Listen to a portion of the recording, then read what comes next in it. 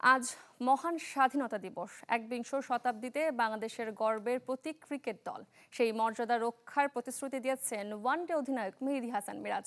মুক্তিযোদ্ধাদের অবদান আর দেশের জন্য তাদের জীবন উৎসর্গ করার প্রতিদান দিতে চান মাঠের পারফরম্যান্সে বাংলাদেশকে এগিয়ে নিয়ে।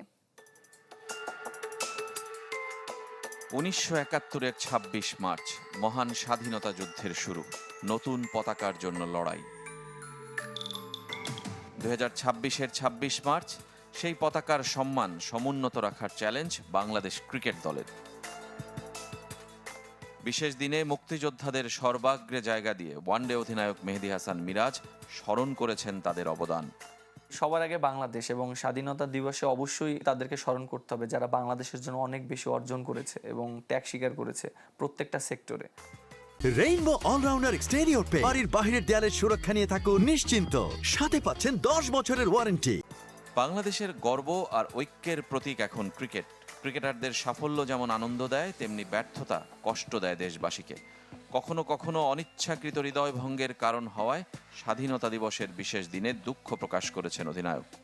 বাংলাদেশের প্রত্যেকটা মানুষই ক্রিকেট প্রেমী এবং তারা সবসময় আমাদেরকে সাপোর্ট করে এবং মাঠে এসে খেলা দেখে। হ্যাঁ, আমরা ভালো খারাপ খেলি, তারা অনেক সময় কষ্ট পায়।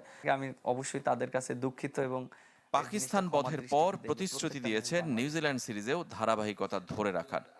আমি তো অনেক কনফিডেন্ট টিম নিয়ে এবং সবাই যেভাবে কনফিডেন্ট আছে, সবাই যেভাবে টিমের হয়ে ক্রিকেট খেলছে, এভাবে যদি সবাই পারফর্ম করতে পারে, ফিলিংস নিয়ে খেলতে পারে, অবশ্যই আমি আশাবাদী যে টিম বাংলাদেশ ভালো করবে।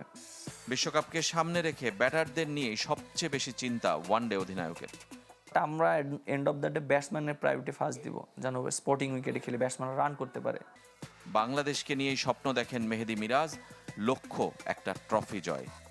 বাংলাদেশের হয়ে একটা ট্রফি আনার বড় টুর্নামেন্টে অবশ্যই ক্যাপ্টেন হিসেবে থাকলে। রেজওয়ানুজ্জামান, চ্যানেল 24, ঢাকা।